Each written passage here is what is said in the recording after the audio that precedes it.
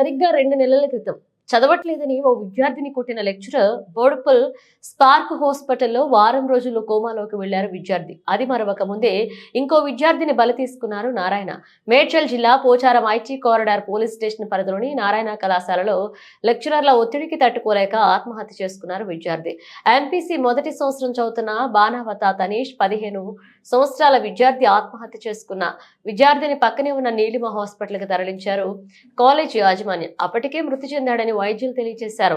మృతదేహాన్ని post mortem కొరకు గాంధీ ఆసుపత్రికి తరలించారు. మాకు ఏమీ తెలియదు, బాత్రూంలో కాలు జారి పడిపోయాడని చేతులెత్తేశారు కళాశాల యాజమాన్యం.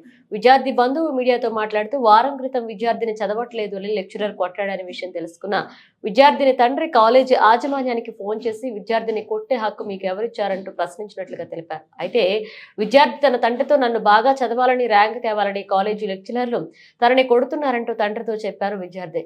ఇక కళాశాలలో చదువుతున్న విద్యార్థులకు ఎమర్జెన్సీ సెలవులు ప్రకటించిన నారాయణ కళాశాల యాజమాన్యం. ఇక భారీ సంఖ్యలో కాలేజీకి చేరుకున్నారు విద్యార్థి కుటుంబ సభ్యులు. కాలేజీ గేటు ముందు ఆందోళన, భారీ బందోబస్తు, కేసు నమోదు చేసి దర్యాప్తు చేస్తున్నారు పోలీసులు.